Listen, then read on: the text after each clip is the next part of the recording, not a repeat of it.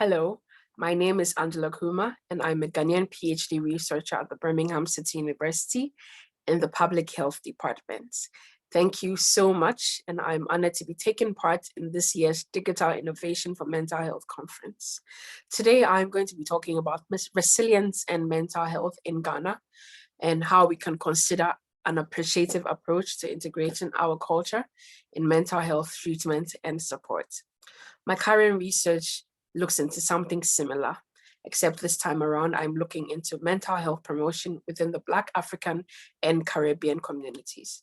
I'm looking into how services can support mental health treatment or support mental health and well-being using a more culturally sensitive approach by, of course, improving the people that the services are being delivered to, the members of the Black, African, and Caribbean communities, and designing the services that are available to them. I'm looking into how our culture as Black people can support mental health and well-being, and how this can be integrated into service delivery. I'm going to apply a similar concept to our conversations about mental health and resilience in the Ghanaian community or in Ghana. Our culture is rich. Our culture tells a story. And whether it has to do with arts, it has to do with food. I'm not even going to start on the jollof wars because we know Ghanaians have the best jollof. Sorry, Nigerians. But we have such a wide variety of delicacies in Ghana. And from what I am aware of, food plays such a huge role in our mental health that we have not had an expansive conversation about in our Ghanaian culture.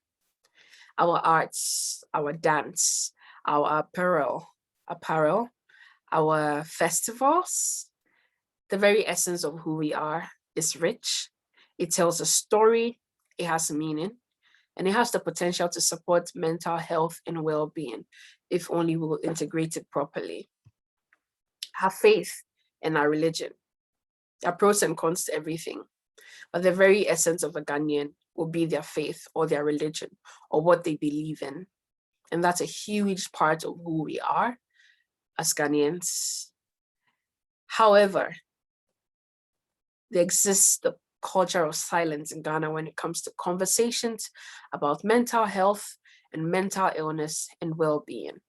To the average Ghanaian, being mentally ill means walking around with dirty clothes and eating from open gutters and having messy hair, and seeing beyond it into areas of depression and anxiety and bipolar disorder are issues of luxury and are not relevant to the average Ghanaian. Because think about it. On Maslow's theory of needs, when we talk about basic needs, we talk about physiological needs. The average Ghanaian on a daily basis struggles to meet their food or their health or their security needs or their well-being needs, physical well-being needs. So unfortunately, mental illness or mental health may not be a priority. There are many, many other aspects or many other reasons that exist as to why mental illness and mental health are not a conversation to be had in the Ghanaian community. But here are some statistics from the Mental Health Project in 2015. I believe that this data has been updated as we go along, but on a wide scale, as one of the points here states specifically, the data on mental illness is still inadequate in Ghana and still obsolete. And there is not enough information as to what is going on, how many people are struggling. There is a fair idea this year after the pandemic and all that has happened. I will go into that in a bit of time. But from this research, it was found that Ghana has only 12 psychiatrists. I am aware, I believe that these numbers have increased. It's been 6 years since this research was done, but there's still so much that needs to be covered. Because in a country of 31 million people, even if this number has increased or doubled by 2 or 3, it's still not enough. The Mental Health Act was passed in 2012, and that was a huge success for the people who had been fighting for mental health and mental wellness in Ghana. But there's so much that still people need to learn about mental illness, so much education that needs to be done. There's so much more that the system and the government and third sector organizations can offer in terms of health, help, and support. According to this research, according to this fact, only 2 out of every 100 people with a mental illness will get the care they need. Based on our population rise, I dare say that the statistics are still the same, and that only 2 or 3 out of 100 people, maybe 4 or 5 now, will get any support for the mental illness that they have to deal with, because the support is simply not there, or they are simply not aware that they need it. Stigma and harsh treatment of the mentally ill is high. There are still prisons, or there are still mental camps for people who are mentally ill or who suffer with any form of mental health problem. Mental illness is seen as a spiritual problem. Still a huge issue, in spite of the fact that our faith and our religion plays such a huge role in who we are as people. Sometimes it can be quite detrimental to who we are and the things that we take seriously. Because outside of spirituality, we do not see anything else wrong with mental illness or mental health. And every problem, whether it be depression or anxiety or learning disorder, that may come under any form of mental health, is related to a spiritual issue. But it's important for us to be able to balance faith and mental health and know where to draw the line.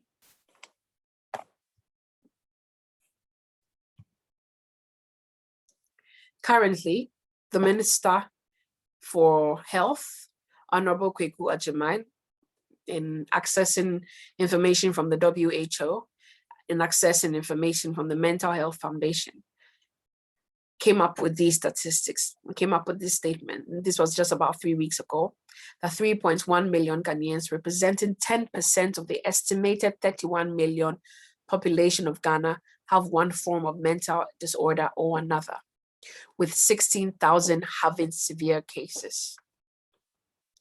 But if we go back and we find out how many psychiatrists or psychologists are in the country, whether they be 200 or 300, would they be enough to cater to the 16,000 severe cases that are occurring within the Ghanaian population at this point in time? Currently, according to his statistics, up to 41% of Ghanaians are experiencing mild to severe psychological distress. But yet the culture of silence still exists, because stigma and discrimination and any other form of putting down when it comes to mental illness exists and are so prevalent within our Ghanaian community. On another note, however, the Ghanaian community is resilient. The average Ghanaian wakes up every morning ready to fight through the day. The average Ghanaian is persistent. The average Ghanaian is motivated to do what it takes to find food for themselves and for their family, to find space, to find shelter, to provide for themselves, to go through the day and meet the challenges that come up as they go along. The average Ghanaian has an attitude of an overcomer. The average Ghanaian has endurance. The average Ghanaian is optimistic. And sometimes it may seem like that kind of optimism is dwindling as the days go by. But the average Ghanaian is resilient. And that is because within our culture of collectiveness, within our culture that prides itself in the colorfulness of the clothes that we wear, prides itself in the food that we eat, prides itself in our faith, prides itself in our festivals, in our traditional, practices. Within all of these cultures, there is the stem of resilience and strength. And if we were to apply this resilience to conversations about mental health and mental well-being within the Black community, within the Ghanaian community, I dare say there will be a difference. If we're to capitalize on this resilience, the ability of a person who has been faced with a stressful situation to bounce back, I dare say that if we focused on these things while still looking at the deficiencies within our community, not pretending like they do not exist, but looking at our strengths and seeing how these strengths support mental health and well-being within our community, I dare say that we can transform the narrative surrounding mental illness within our Ghanaian community. On that note, I propose the appreciative inquiry method. Appreciative inquiry is an organizational development model that looks at solutions rather than problems. Appreciative inquiry asks the questions: what is working well, or what is happening within this context, and what works well? What assets are available within this context? While working on the things that do not work, what can we hold on to, or what can we grasp? What strength, what resiliences, what coping mechanisms can we highlight in an attempt to support people?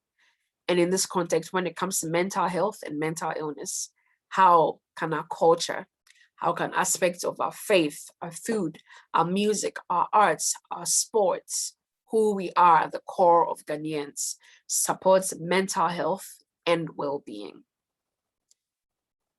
Sometimes mental illness or mental health conversations, when brought to a local level, are very Eurocentric, because the average Ghanaian uses the word basa for everything, whether it be a headache or a stomach ache or a broken bone, a backache or depression. Maya basa, which literally translates to I'm a mess, is their best description of how they are feeling. But how can we pick on the language and understand the language of mental health to support well-being? How can we pick on the fact that our culture is collective or collectivist, and that uncles and aunties, no matter how troublesome they are, will always be there? How can we pick on the fact that our ability to believe in a higher power, whether it may be through a Muslim or a Christian or a traditionalist faith, somewhat supports our resilience and our mental health and well-being? How can we understand how music during festivals, the meanings in our dances, the arts, the food we make, supports mental health and resilience? What are the assets within our culture as Black people, as Ghanaians, as Africans? What part of our culture supports mental health and well-being? And what's there to fix? Of course, we can't have this conversation without thinking about the huge gap that needs to be filled, the huge gap that needs to be fixed when it comes to stigma, and when it comes to healthcare delivery, and when it comes to service provision within the Ghanaian community. But when we look at it this way, what do we have? We have third sector organizations, voluntary sector organizations, NGOs that provide a tremendous amount of support, whether it comes to drug and alcohol recovery, whether it comes to juvenile rehabilitation, or whether it comes to just basic mental health education. Organizations exist within our culture, within the Black community, that take a more culturally sensitive approach or more culturally appropriate approach. How can we make use of these facilities, these services, these assets within our community to support mental health and well-being? I'll go back to the Idinkra symbol of Sankofa, which says to go back and get it. It's a symbol of wisdom, of learning from the past to build for the future. From the Ghanaian Akan proverb. So refi na wo Sankofa yenchere, meaning it is not a taboo to go back for what you forgot or left behind. I believe that when it comes to mental health and well-being within the Ghanaian community, there is so much that we have left behind that we can go back for and implement in helping the average Ghanaian to understand that it's okay to be in this state of extreme depression, or it's okay to be afraid sometimes. That does not make you any less spiritual. That does not make you any less human. It does not make you any less Ghanaian. But it basically says that you are human and that you need help. And that help, when provided appropriately, can bring the kind of relief that people who struggle with mental illness within our community need. There's so much that we can go back to fetch from our culture as we know it. So rather than adopt a Eurocentric approach to health and well-being within our Ghanaian culture, I ask, how can we adopt a more culturally appropriate response while of course fixing the things that don't work within our system, because there's so many things that do not work. But how do we make use of our culture? How do we make use of our arts and our sports and our music and our food to support health and well-being within our rich Ghanaian communities, our rich Ghanaian culture? We can fix it if we really look at the methods and look at the things that can be done to support who we are. There's a lot of work to be done, but you and I can all play a role in improving mental health and well-being within our Ghanaian community. Again, my name is Angie Kumah, and thank you for having me take part in this conference.